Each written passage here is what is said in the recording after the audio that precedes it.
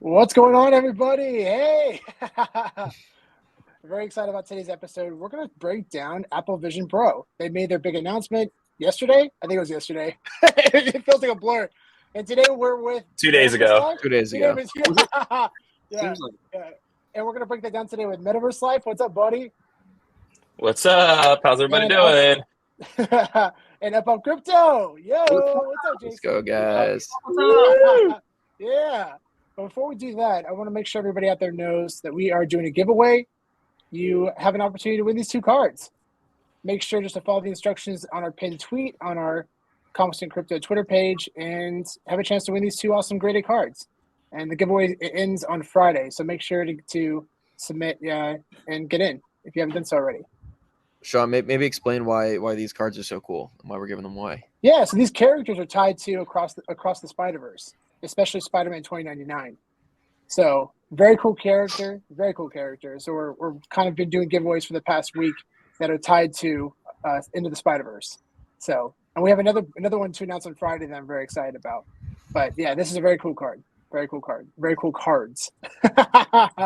But yeah, the announcement was insane. So before we dive into everything, I thought we'd show the video that Disney presented.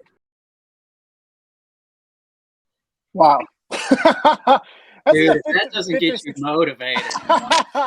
Just straight chills, man. Just straight chills. It's I'm lost for words, really. I'm lost for words. I mean, some of the breakdown, some of the key features that were highlighted at the keynote. That it has two micro OLED displays with a combined 23 million pixels, which provides an ultra high resolution display. And apparently, Apple claims that the resolution of the display is higher than that of 4K per eye, although the exact resolution is not specified. People who wear glasses are going to be able to wear these. It has 12 cameras and 5 sensors, and the handset is controlled through gestures and pinch controls, eye tracking, and voice commands. It's powered through their M2 and a new R1 chip, and it's tied heavily. They partner with Unity to produce a lot of the content, and the price is set at $3,500, which it's a hefty price, but given what you can get out of it, I mean, man, it's like TV, computer, gaming, all tied into one. I mean, I remember back in like 2007, 2008 when TVs first came out, like the thin TVs, like a 50-inch TV was like $15,000. So I guess we'll start with MetaverseLyfe. Like, what are your thoughts on the product so far and the launch? How'd you feel about everything? I mean, it was pretty overwhelming to see what they were attempting to provide here. The technology itself is pretty impressive out the gate. It is a version 1, and so with that like caveat, the idea of being able to like look at an app and it knows what you're looking at and knows what you want, that's pretty incredible. Just like it'll figure out based off of where you're looking around the screen. That's really cool. I love the idea of the expansive real estate that you have now for being able to bring your own desktop up or, look at the biggest TV screen, theater screen, right? I'm one of those people who loves to sit close in a movie theater because I love my entire peripheral view to be taking up. So like being able to do that from home is pretty awesome. And, potentially on the go. I think those are all really amazing positives. Some of the stuff they didn't discuss about like the anchoring technology, where you will be able to anchor some 3D object in a space. It'll remember where that 3D object was in that space when you leave, and then if you come back, it'll stay there. That's pretty cool. From just what they've shown, it's a really awesome entertainment device and really cool for productivity from being able to work with your multiple screens and that kind of stuff, having multiple apps open, no longer having to tab over and look at different apps from your laptop. You can just have them all around you and be able to look around. That is all really cool. On the kind of wish list side, the battery life leaves a lot to want. It's not like most movies nowadays are longer than 2 hours, so you can't even watch a full 2-hour movie on the go. The fact that the battery is external and is a pack that has a cable leading down from your head to it is kind of a bummer. But I understand from a weight perspective, not having that weight on your head, it makes sense. I think realistically, this is going to be great for in the home, in the office, where you can be plugged in for long periods of time. The weirdest thing is the digital eyes. Like that, like I remember watching the keynote and laughing when I saw that pop up, because I was just like, that is so strange.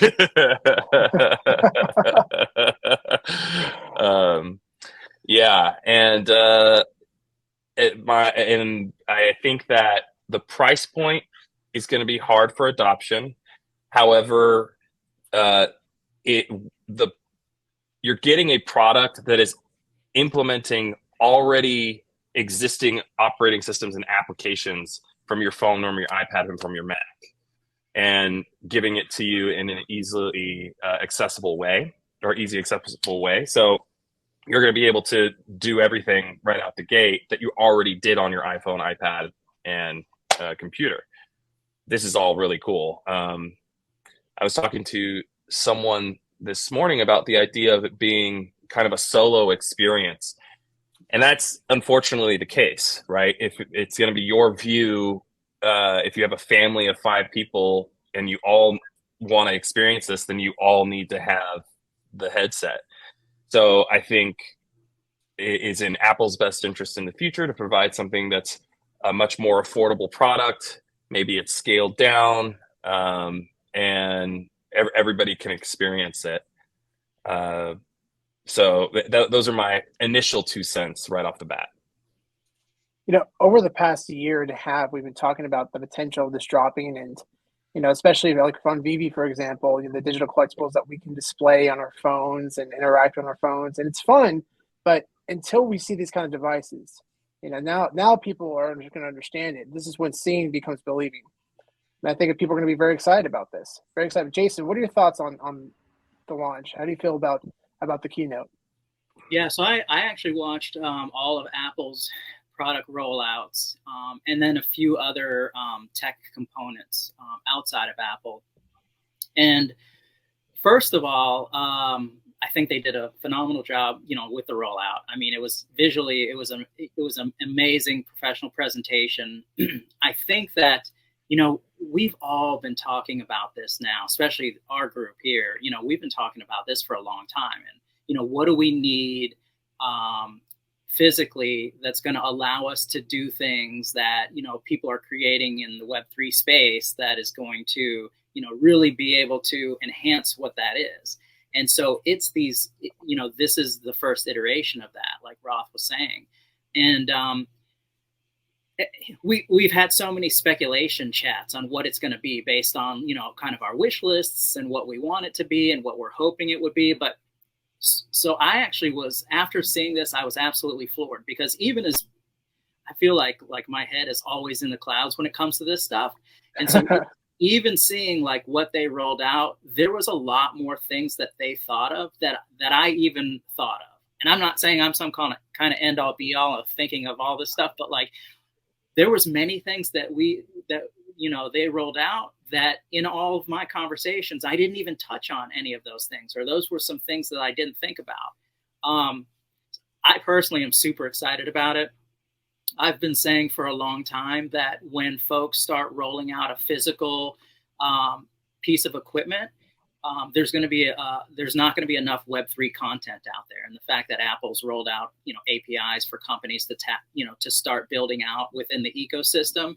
I mean, I guarantee you people were working in minute one on trying to build out stuff, because when these things do drop, and people are going to be buying these. And yeah, everything that Roth said about, about the technology, as far as it being a solo experience and the glasses are expensive, those things will get better in time. But the people that do get these, they're going to want the best Web3 content that's available. And actually, so there was 2 things that I thought about. One, I actually thought about you guys. I was like, okay, so, I don't limit anything that I think about or talk about in the space. And so look at us right now. We're doing a live stream on YouTube, And how Web 2.0 is that? I mean, you're going to be able to do live streams in Unreal settings and situations next year, potentially utilizing these things. And if they're expensive, you guys, this will be a business expense for you. Or the other thing I thought of immediately, and we've had this conversation as well, is that when do we think that some of the physical items like PlayStation 5 or PlayStation 6, when are they going to stop making physical discs, etc.? And the first thing, I looked at this and I said, done. That's it. This is the last time you're going to buy a disc, because this makes sense from a gaming perspective. Like, this is going to allow us to do all of the craziest things from a gaming perspective, and that you've ever thought about, or you could possibly be a part of that. Don't even need the TV. Yeah. You don't need TV. You can be like, hey, Roth, get on Final Fantasy. We're going to duke it out. He puts on his headset and we're in some kind of, who knows? Like, who knows? The sky's the limit with what people can build. Yeah. And I apologize out there. Apparently we got rugged because we showed the Apple video. What happened? So we got rugged apparently because we showed the Apple video. But wow. Okay, we'll just keep this we'll keep this going, and we'll have the video and we'll just upload it to our YouTube channel. Worst case scenario. Nice. But yeah, that's something else that we've been very excited about, is the fact that you don't even need TVs anymore. We've been talking about that for the past year and a half, and right off the bat, man, they were presenting this kind of technology, and what a great start. And again, Roth, you made some really good points that the battery life is bad. It's not good. But what you can get out of this, I mean, they didn't even have enough time to present all the cool features, because Roth, you brought something else up today about home decoration. Mm-hmm. Yeah, so the idea of that, like, anchoring technology, being able to use the augmented reality space to basically redecorate your home or create a different visual experience that when you leave the room will still be there when you come back, or when you log off and you bring it back up, it'll still be there. That's all very impressive. And that's the stuff that VEVE really wants to hear, or the VEVE community really wants to hear, because here we are buying posters and collectibles and all these different things that, like, okay, what are we going to do with these posters eventually? Well, okay, we can bring it into the VEVE-verse, but what if, like, we want to do this augmented reality stuff where I want to put my Alien posters up, or Jurassic Park, or Star Wars, and being able to, like, actually display them. Now, the key, and I think this is something that, again, it has to be part of the social experience, is that other people need to be able to see it. So if other people are having these Vision Pros, or the, potentially lower end version of the Vision, then they can walk into the space and automatically see whatever you have publicly allowed people to see when they walk into your space. I think that's going to be really cool. I can't wait to see what Roth drops next year, because his video, and that was the other thing that I thought about. I was like, man, Roth is gonna, like, just make the most mind-blowing AR experience videos. And here's the thing: we're calling them videos because I don't know what else to call them now. What are you gonna call it next year? It's gonna be some kind of AR experience that Roth creates, or VEVE, or whoever else he's creating a production for. And it's going to be, like, ridiculous. It's going to be amazing. Yeah. Well, and I don't know if you guys saw that sample where the person's wearing it, and then there's a candle on the table, and where the person's, like, leaning in to blow it out, and they, like, walk around, and it's 3D capturing it. So then when you watch it, you're watching it back in that 3D experience just the way you saw it before. So that's pretty cool. And the fact that it has 3D built into the headset is huge. Being able to watch 3D movies from the headset is a big deal.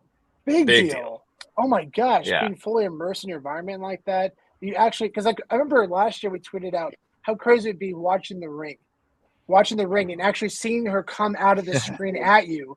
That's terrifying. No, pass. And I don't need that in my life. No. John, I was thinking about that earlier, because there's been going to movies, yes, you get scared. There's movies that scare you, but, like, I was thinking about, like, have I ever been scared in a video game? And, like, a long time ago when Resident Evil first came out, it's a pretty popular scene when you're playing it. There's these dogs that all of a sudden jump out, and it scares you. And if you look it up, like, people reference that scene. And so I've always thought about that. I was like, that scene scared me and made me jump. And when PlayStation and others rolled out their VR headset, I remember there was a shark encounter experience, and you were going down, going down, going down. And I was like, and if you've been on VR, you understand you're like immersed in that. Yeah. And I remember thinking, okay, that's the thing I was thinking about, was that the dogs popping out. And I was nervous because I was like, all right, I know they're going to scare me with these sharks that come out. And so that's one thing that I was thinking about this, is like some of the content would scare the absolute hell out of you. I mean, yeah, if you like felt like you were being like chased by something in that kind of an immersive experience, no way. Like if you're like turning around and you can see it behind you and you know that it's coming, like it.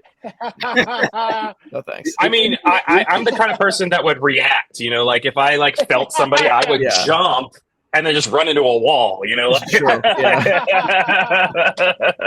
We're gonna need some like padded rooms for some of these games. Yeah. Well, actually, that's actually a conversation I was having with my collectibles this morning, was specifically about games. And at UpUpCrypto, I really do want to get your take on this, because what is it going to be like to be working with this technology without a controller? You know, like how are we going to be playing games in the future with this technology? And I just want to bring up one example. There was a movie called Her that came out years ago. And there's a specific scene where the main character, Joaquin Phoenix, is playing a holographic game. And he doesn't have controls, but what he's doing is this like hand movement like this to like move his character along. And now I'm like thinking, okay, like if Apple is making this new control interface just be without having to touch anything, what does that mean for video gameplay later? Yeah, so there's a few things that I've seen, and I really think like there is some, when it comes to gaming, there's going to be some physical components that need to be created that will really give you a much more immersive experience. And so some of that I think is going to be like haptic suits and maybe haptic gloves, etc. And so like maybe this isn't the best example, but like if you're playing Call of Duty, you know, if you take a few bullets, you know, you want to feel what that feels like, and you want the haptic suits. I should have probably used a totally other example, but like in Ready Player One. Yeah, exactly. Yeah. So I think we'll want to do the haptic suits. So there are already steps and iterations in the gaming space that kind of have moved towards that. So if you play any of the VR stuff, some of the movements might be like on a controller. It might be a move forward, and so you're moving. And although you're not running or moving, there's kind of some transitional movements and some transitional things that are kind of getting you ready for the next iteration. I've also seen games where they've created like pseudo virtual controllers. And so you're really kind of utilizing some of those controllers in virtual. They're not going to be nearly as advanced as what can be created for AR as far as Apple products goes. But I actually haven't, like, I'll give you an example. This is the PlayStation VR gun, and this thing here, when you utilize it and you're playing, you see whatever gun. I mean, if it's a machine gun, if it's so here is another physical item. I think this can be recreated with haptic gloves.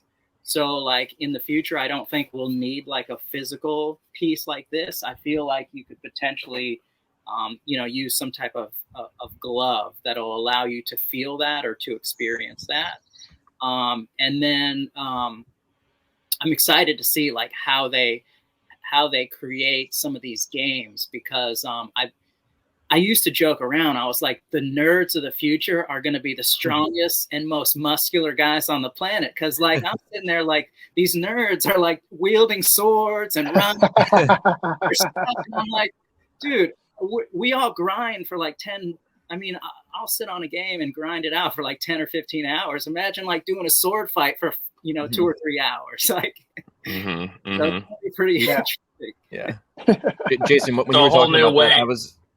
sorry, Jason, when you were talking about that, I was thinking, it would be really interesting if somebody built like a hyper realistic war game where you actually have to like reload, like where you actually have the hardware and you have like a utility belt or whatever, and you actually have like clips in your belt, and like it can recognize that you're actually having to like reload and you're actually limited like you would be in a real life scenario. Like I think you could do some really interesting things like that. So one of the things I was thinking, and I've seen a lot of tweets, and I'm not some kind of like VR, AR, XR expert, but I've owned VR devices since they came out. I was one of the guys who spent like ridiculous amount on stuff, and I've had lots of conversations about this type of stuff, and I will say that there's a big leap between VR technology and AR technology.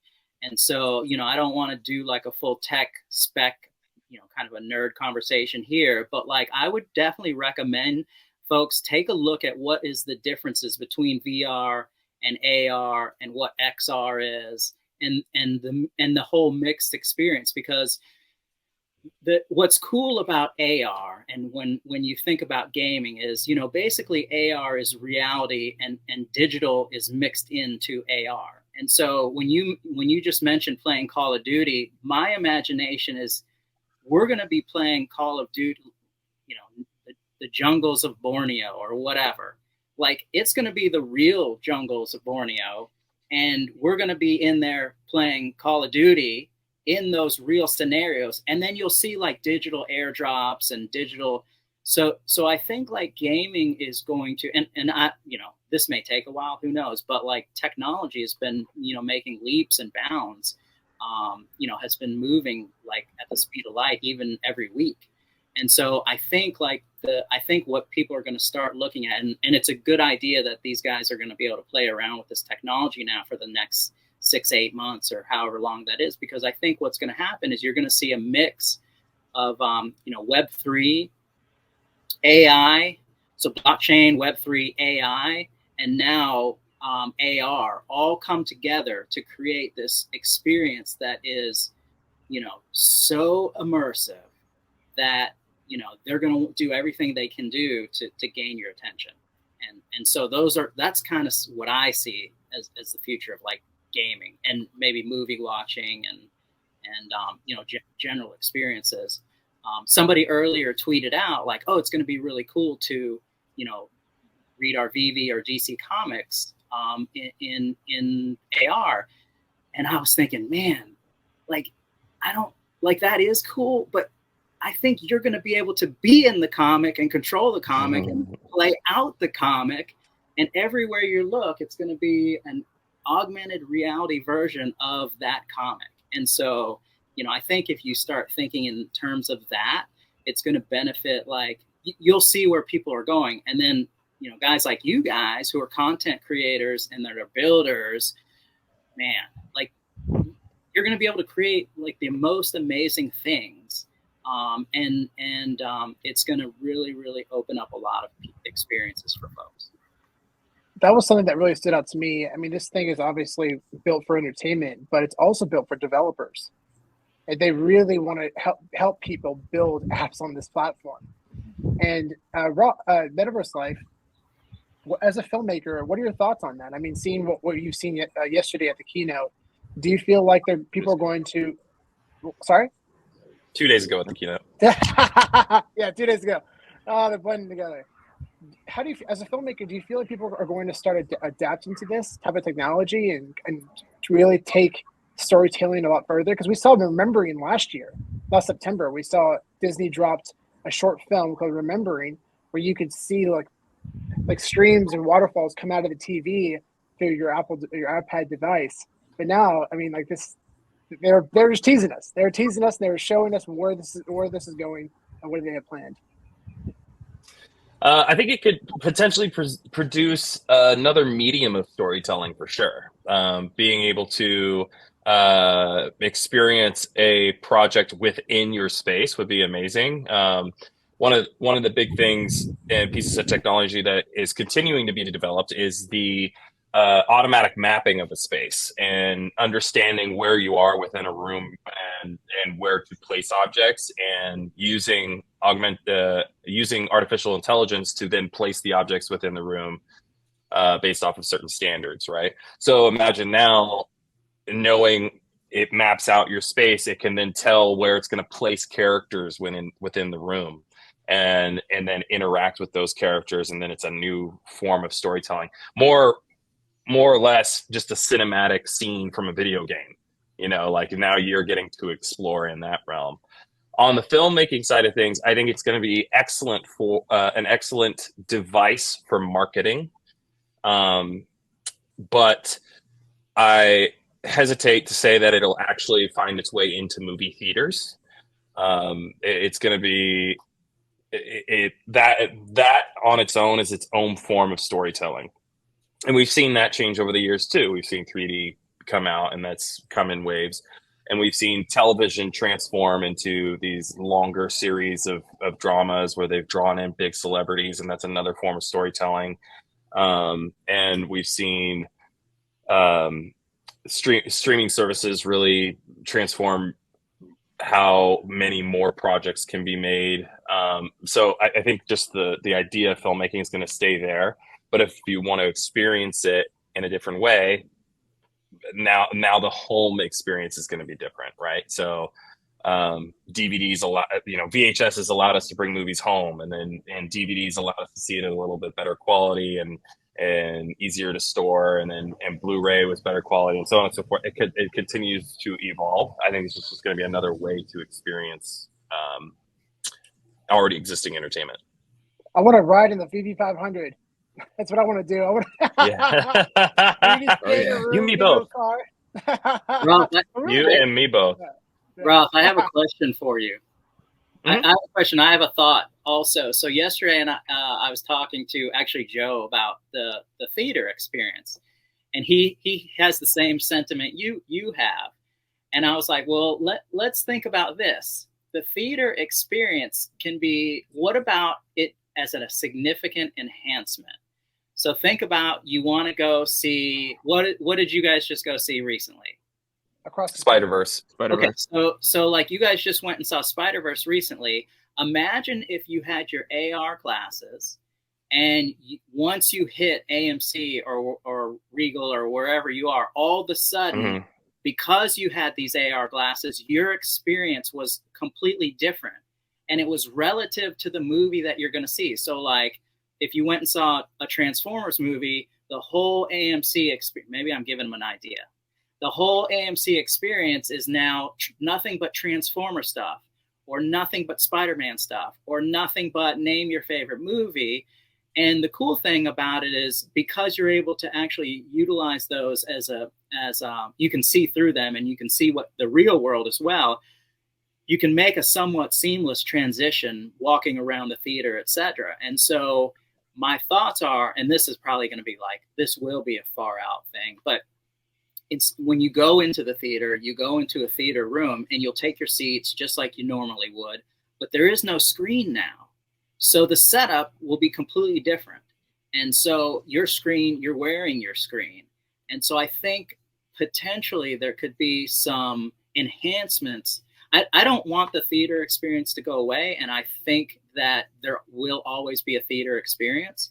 But I think potentially having these AR computing, whatever they want, spatial computing processors, I think that could really enhance the actual theater experience. So I'm curious about your thoughts there.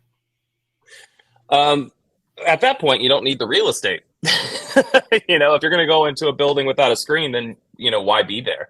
So, but it's an interesting perspective, because you want to, there's something about experiencing a movie with a crowd, right? Like, some of my favorite movies I've seen in the theater is when the crowd has been just so engaged. Like when you're all laughing, when you're all cheering. Like, I remember seeing Avengers Endgame, and just like everybody just cheering when it's like right before the final battle. And so how do you experience that if you're watching it from your glasses at home? I think there's a way to do a social gathering of sorts live, where you're all watching it and you can hear each other and, that kind of stuff. And there's probably a way to figure that out. What they showed us and demoed in the keynote was this experience of of wrapping around you a different environment, right? And so that unlocks a lot of doors to be able to experience movies in a whole new light.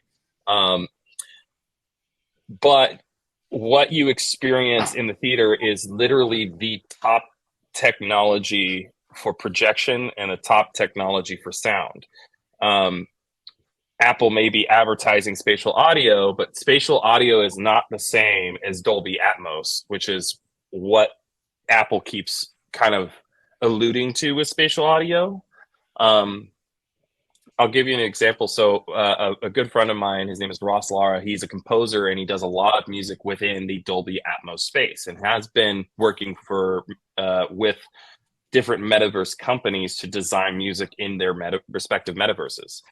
And he showed me this tool, the software tool that shows you how music is splayed out in a Dolby Atmos and where it's going to each speaker and how it's mixed and whatever. And if you go to the Dolby Atmos music on iTunes, it is all basically crunched into the middle of this mixer. So all true Dolby Atmos music is all spread out, and all of the stuff that you're using on iTunes is here. And so what they use this spatial audio, which is just basically a software, to just throw it around in a bigger stereo space so that you can turn your head and actually experience the sound all around you. But it's not a true surround, and it's not going to give you that like chest rattling feeling when the Top Gun jet comes flying over your head in Dolby Atmos, you know. And you may be able to now experience the screen in a really big way, but now you're chained to a headset to get that experience. We haven't talked about weight yet. We haven't figured out like how that's going to feel on your head. You know, it's literally goggles. You know, I don't know how I'm going to feel walking around with snowboard goggles all the time, you know? Apparently the first reviews that came out were pretty positive. It was pretty lightweight, but again, over 2 hours, 3 hours, 5 hours, when the batteries get better, how is that going to feel on your head? That's a really good point. There's a lot of things wrapped around that too. Claustrophobia feeling, people that have all kinds of eye issues. My brother, I tried to get him to play a few VR games, and man, he sweated like you wouldn't believe, and he had to get off of it like literally after 2 or 3 minutes because it was affecting him so bad he couldn't anymore. And so and I did let some of the play some of the scarier stuff, and they were like, "Oh hell no, no, no!" I mean, so you know, it's going to be really interesting. And I think do you know if the Vision Pro has fixed any like kind of like that motion sickness type of feeling that people have gotten from some like the Oculus and other devices? Well, so that's what they're advertised. Like part of what they advertised in the keynote was that idea of motion sickness. It's something that I get when I wear the Quest or when I wear the PlayStation. Is it VEVE? And that delay and everything. So what they were saying is that the delay between your screen and movement and all that stuff is only 12 milliseconds, which is, in their words, faster than the blink of an eye. So I'm curious how that plays into everything. Who knows? So, you know, what's odd with me regarding that stuff is I have some motion type issues, but I don't ever get sick or feel nauseous or anything like that. So I'll give you a couple examples. When I'm on an airplane, when we first take off, I feel like I'm going 550 miles per hour for longer than most normal people. Or the rides at Disney World. Like I remember the Back to the Future ride. I felt like I was literally zipping through the air at 1,000 miles per hour. And I'm like, whoa, whoa. And there's always like, oh, you know, what's going on? Or have you ever been through those tubes that spin around? Oh, yeah. Like I can't get through those tubes very well because it makes me feel like I'm doing the spin around. And so I kind of have to trick my mind and say, this is not real, and kind of gut my way through it. And so even me, who doesn't have the sickness or any of the craziness like that, I can only imagine, like if I'm getting in a Millennium Falcon in AR and hitting the button and we're going into light speed, that's going to make me feel like I'm going light speed. Yeah. So how's that going to affect, me and anybody else out there like that? That's going to be interesting. Yeah. I'm really excited for these glasses to be used outside as well. When they get smaller, because I mean, Roth, you brought this up earlier about these being the pro version. They'll possibly have lighter versions as well over the next year or two. Mm-hmm. And being able to take these outside and interacting with your environments, we talked about this too, going to Disneyland and enhancing your experience, seeing TIE fighters fly across the sky. I mean, my goodness, there's so many cool possibilities there, especially Disney being partners with this kind of technology and fully endorsing it. Man, you can only imagine the things that they're talking about behind the curtains. Yeah. And I really hope that and again, this will probably be future iterations of the product, but it needs to be a lower profile product for that to occur. There are just safety concerns in general with wearing that kind of headgear and walking around. So, fingers crossed. But outside of gaming and entertainment, there's just so many avenues to go down regarding like education and research and all these other things that like we're not really talking about. And training, remote productivity. Remote productivity. Yeah, exactly. And so I'm curious from your guys' perspective, like what are the things that you're excited to see in those realms, that are outside of NFTs and gaming and, entertainment? Yeah, I'll start. So one of the things that is a big issue in organizations now, it's a conversation that comes up all the time, is the mental health aspect of your employee. So there's a few things that people chat about a lot, diversity, equity, and inclusion, mental health of your employee. And so when you start thinking about these things,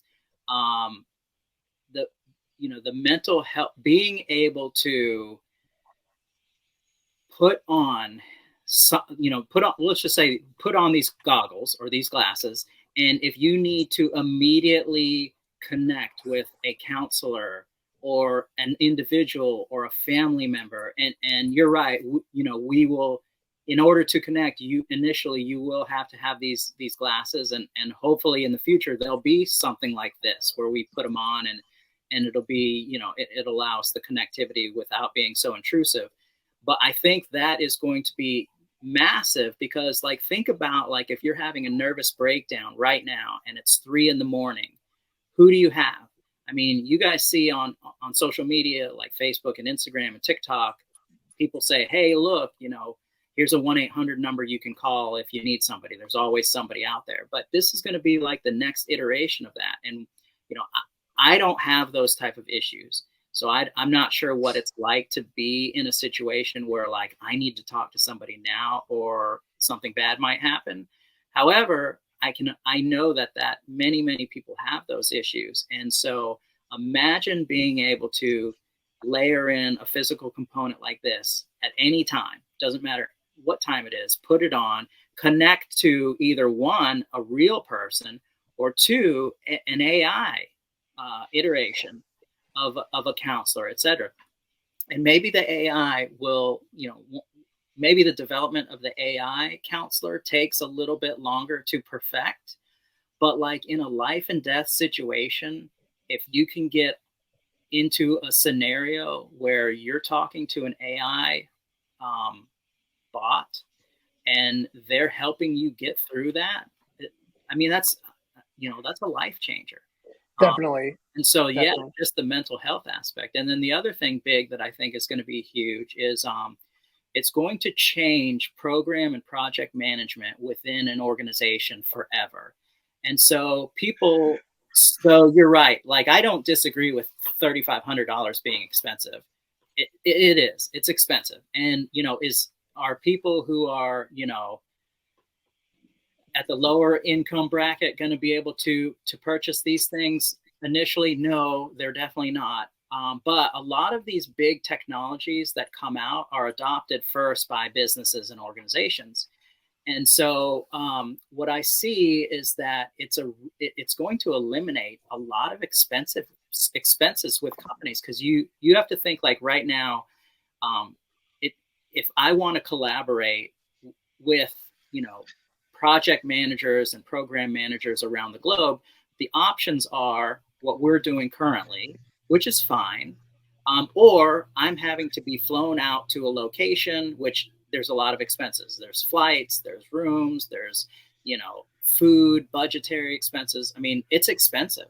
And so if you're able to augment these components in a real life scenario, which is AR, and collaborate with as many folks from a project management perspective, and what Roth brought up earlier, the spatial, all the spatial stuff, you know, where are we placing objects and all that? If we can do that, we can come together and collaborate. It's going to be a lot cheaper. And so I really think, like, businesses, it makes sense for a lot of different types of businesses to purchase these to help streamline some of the things that they do on a daily basis.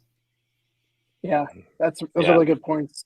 Really good points. Yeah. And just a real quick question to follow up with your excitement for the certain technologies, because you were talking about, like, AI chatbots or AI bots being able to help you through those kind of times of need and that kind of stuff. Do you like talking to customer support bots? Yeah. Not at all. No. Yeah. So they have actually started experimenting with this. It's specifically for an eating disorder hotline that's in the United States, and it just started last week, where they decided to, instead of there being a hotline, now being an AI chatbot, and there was, like, major concerns that it wouldn't actually be able to directly understand when people are putting themselves in harm's way. And the initial feedback was it was about 80-20, you know, like, it was doing pretty good, but then they had to end up pulling it back and then kind of give it some more input. So I think it's cool that this idea of being able to have something to talk to work through that. Do you think that taking away the actual human element is potentially not a great thing for something like this? Or is the AI movement actually where we want to be heading? This is a long, deep conversation, and this gets down the weirdo path. I mean, this really gets down the weirdo path. So the chat. So you're 100% right. Any of the chat stuff, I can't stand it. Like, even if I'm on eBay, like, when the chat bot pops up, I say, call me, enter, and I make sure I talk to a human. So I don't want anything that's like that to interact. Chatbots for me it's no good. It's good so a lot of companies now are using chatbots to collect data, which is great for the company. So, for instance, if you want to market, or if you want to collect any kind of data, the chatbots are better than the old form fills. However, in this case, in this sense, what I think, and this is why we're talking about, like, you know, potentially using Web3 and smart contracts, and also mixing in the new full AI stuff, is that I would be okay. What was that movie, that space movie where, was it Interstellar? Did you guys watch Interstellar? There was a space, I think this is the one. It was the space movie where the guy, like, came to, and then he, like, woke the lady up, and everybody else was asleep for this really long journey. And there was Passengers. Passenger. Yes, thank you. Yeah. My favorite character was the robot guy. I loved him. I thought he was awesome. And yes, he's actually a real person, but, like, he was cool. So, like, and then there's another movie where it took place way in the future, and one of the computer programs survived, and you would see him in this mirror setting, and you could talk to him and interact with him, and he interacted just like a real human. And so I think, like, if you're interacting with somebody that we all want to look at people's faces, you know, that's how we're programmed. And I think what's going to happen is we're going to interact with these AI programs, but they're going to look just like humans and look just like people. And I don't want to say they're going to be better than people, but like in most situations, these AI bots, they're not going to have a bad day. They're not going to have, worked 2 days in a row with 1 hour sleep. So like when you interact with them, you don't know what kind of a day like if I interact with you three, I'm not sure what your day is like. I don't know if you just had the best day of your life or the worst day of your life. And so the outcome is going to be based on what happened prior to. Whereas with an AI, if they program it, it's going to be programmed to be positive. So if that bot is telling me, hey, Jason, you're the best looking guy I've ever seen, and man, let's go, and crypto to the moon and all this other stuff, I'm going to be like, yeah, crypto to the moon. You know what I mean? So like, is that there now? I don't obviously know, but I think like when you are in a dire life and death situation and you have nobody, because think about how many people have nobody. Man, I just think it's a great thing to be able to pop these things on and have somebody. And so I think that AI is going to get to that much faster than we think. I did a presentation for work back in November about blockchain and Web3 technology and how it's going to affect workforce solutions going forward. And that presentation became obsolete in January, essentially. And then like every week later, it was obsolete. Like I can't, and all of this stuff that we intake is more than drinking from a fire hose. You cannot keep up. It's fast and furious, as you already know. And so I think like we'll get there pretty quickly. And I think, look, there's going to be some negatives, and I know we've all heard those conversations, and there's some scary things that could happen. But I think like in this particular instance, I think that is a really good use case for these AR glasses. Yeah. Yeah. And I mean, but also it can go down a slippery slope as well. I mean, I think to an extent that definitely can help people, but also, especially, contacting loved ones that have just been deceased, it becomes like a form of a crutch that people just can't disconnect from. Actually, MetaverseLyfe did a wonderful short film called Christmas Tradition that he directed and wrote, and it's fantastic. And it actually highlights this. And he made it 3 years ago? Well, is that right? And it was 2018. 2018. Yeah. And it's a beautiful story, and it really opens your eyes to where technology is going, especially after 2 days ago. But yeah, it can be a slippery slope, I think, but it's all about that balance, like with anything. Yeah. And that's that I mentioned in my tweet about talking about today is like talking about what are the possible fears that come along with this kind of technology, right?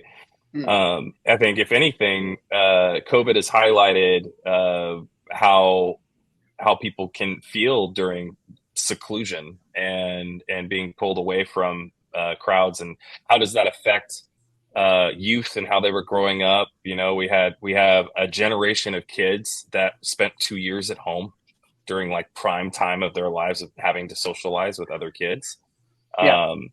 And what we're doing with this kind of technology is that we're creating an experience that makes it more inviting to not socialize outside of the house.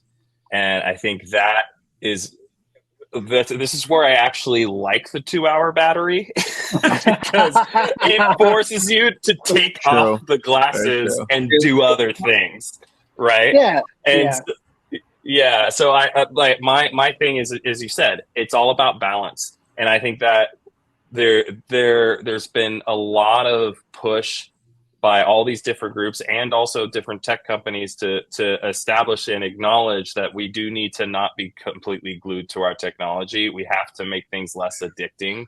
This is something that Instagram is having to go through right now, and Facebook's had to go through, and it's all these things where it's like we got to make sure that we maintain a balance and remember to actually socialize outside of the house, because it'll quickly become Ready Player One, where it's like you're in your cube. This is how you socialize with people, is like this. And once you go out into the real world, anxiety comes with it. Ready Player One kind of touches on this, there's another movie with Bruce Willis, where they all have their own avatars, like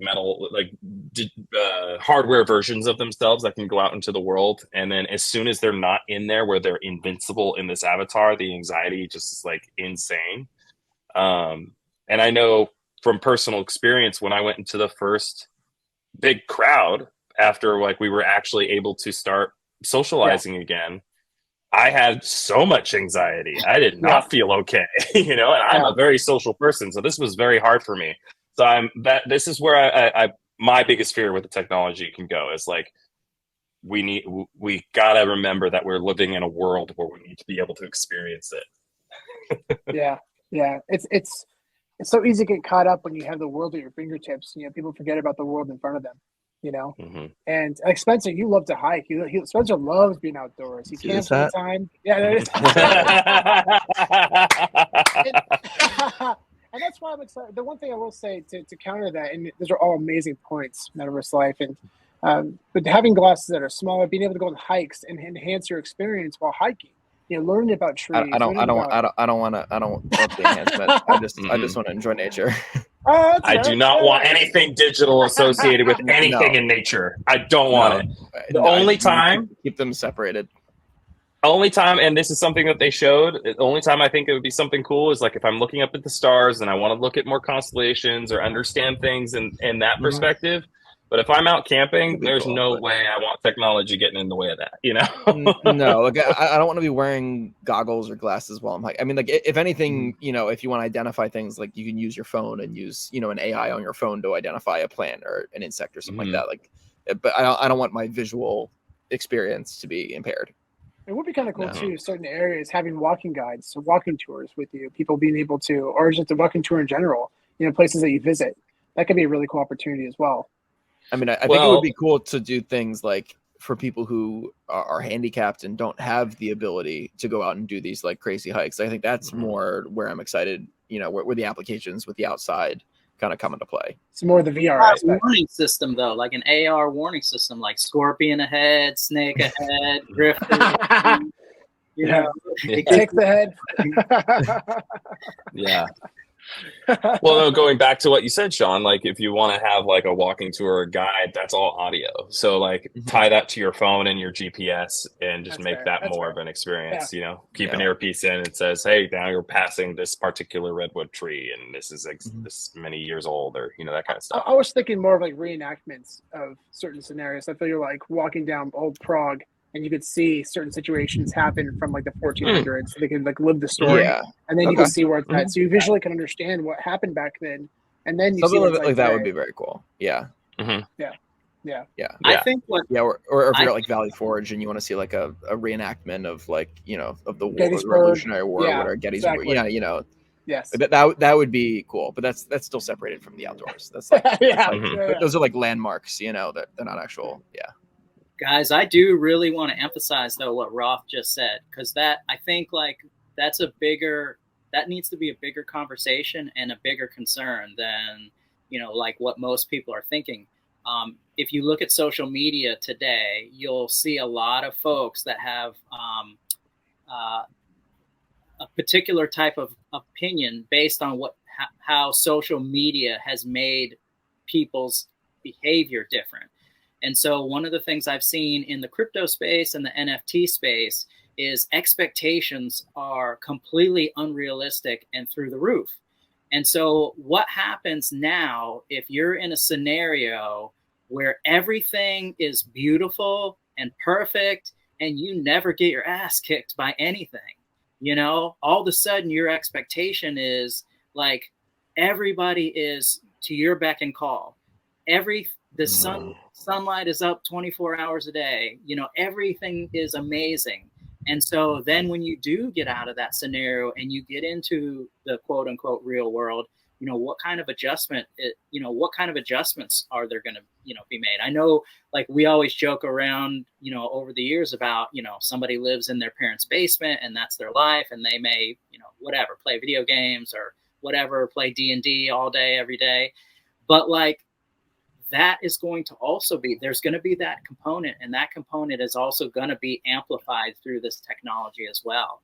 And so, I think, and not to go down this path, but I think we see a lot of repercussions out there in the news regarding things like this. And so, although I think stuff like this could really, really help folks, but also I think there is going to be a path of folks that, we really need to be cognizant of.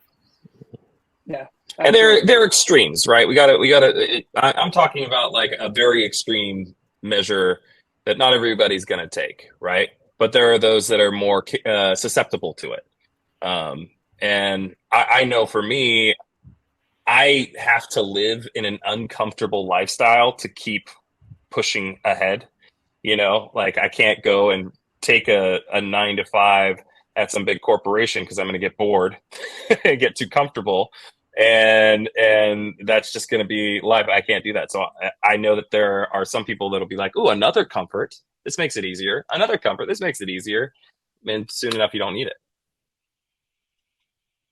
Yeah, absolutely, man. We talked about so many great points today. We didn't even talk about digital collectibles. Yeah, we'll save that for another day. But yeah, for sure. Are there any other points that you guys wanted to discuss today? I think I just want to make sure that I say that I'm still excited about this technology because what they have shown is something is huge and is actually beyond the expectations that we had for what they were going to announce. This visually is very impressive, and I hope that what we saw is going to be what we get. That's my biggest thing, right? Like they showed us like perfect visuals. I hope that's exactly what we get because that's so cool. It looks great. Yeah. Yeah, awesome. I agree. I'm actually, I've been super excited about this forever. I cannot wait. I mean, I stack any kind of digital collectible I can. All my favorites, I'm getting those. I'm stacking those. I think that there's more things than we can even dream about that these things are going to be able to do. And I am giving so if you don't know, I sit on the board of the NJSA for New Jersey, and we have about 25 board members, and they're all business owners, and they've all owned a company or owned their company for a long time. And so one of the things that we're building out is kind of a tech education arm. And so we had a meeting about that, and I'm going to be heading that up and be building that out. And I will tell you from my conversations with all of those folks, we are extremely early. Like we're not just super early, we're extremely early. The feedback that I received from them was, "Man, Jason, this sounds amazing. This is awesome, but I don't understand anything that you just said."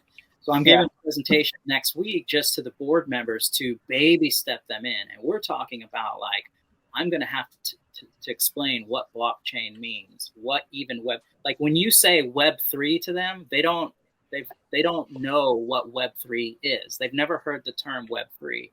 And so I think what we're seeing, so the four of us, we've been buying VEVE, we've been buying Cryptoys, we've been in all, Broadside and Bat Cows, and we do all these cool things. So we've kind of gotten ourselves into the space, and we all understand where this potentially is going. But but the vast majority of folks they don't. And so we're starting to have those conversations and introductions into, general society, if you want to, normies, if that's what people want to say.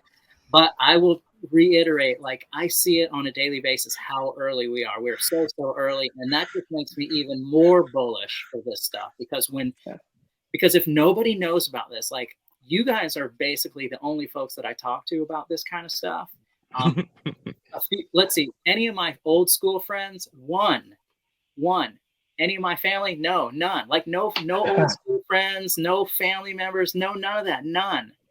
They all glaze over. Even on my Facebook posts, if I post something about Web3 or AI or any of this stuff, crickets. They don't even know what I'm saying. And so that just tells me we're super early. And so that means at some point that there is going to be a tipping point, and this stuff is going to be adopted by mainstream society, and it's going to grow and grow and grow. And so the market cap or the ceiling, whatever you want to call it, is so high that makes me really excited about it, because I want to be one of those folks that's like, oh my gosh, you have this blah blah blah from here, and it's going to be really cool in the next 2 to 4 years. And that's also Apple has set the standard now for this type of technology, which is also a really big deal for their competitors. Samsung, all these companies are going to have to get involved. They don't have a choice. They have to get involved, and they have to compete to stay alive. So I'm curious to see what the competitors are going to come out over the next few years. This technology is only going to get cheaper. It's going to get smaller. It's going to be more accessible, and that's when worldwide adoption is going to happen. It probably won't happen for 5+ years, but it's inevitable, in my opinion. And the need for digital ownership is going to be more important than ever, which is why I'm so bullish on NFTs. And this is a good example. This presentation they gave. It validates everything that we've been talking about for the past 2 years. It really has, and it's only going to get better. It's only going to get better. So, awesome, guys. Any closing comments? You guys want to say anything before we close out? I don't think so. Chat. Nice. Second that, MetaverseLyfe. And before we do end the stream, make sure, again, this ends on Friday. We're giving away 2 graded PSA cards of Spider-Man Noir. He has his own show coming to Amazon, and Spider-Man 2099, who is one of the lead characters in the recent Across the Spider-Verse film. Very cool cards. Very excited to give both of these to one person on Friday. So make sure to apply for the giveaway if you haven't. And big shout out to our partner on the giveaway, Reggie Collects. Amazing content creator for comic books, physical comic books, one of the leaders in content creation for physical comic books. And honestly, just an amazing guy. I had a chance to get to know him pretty well over the last couple of years, and he's just a wonderful, wonderful person. So make sure to give him a follow on his YouTube channel and also his social medias. And guys, thanks so much for coming on. This has been a lot of fun today. Mm-hmm. Yeah, thanks for having me. Thanks, guys. Awesome seeing you again. Until next time. Until next time. Chat soon, everybody. Thanks everyone for joining. Later, guys.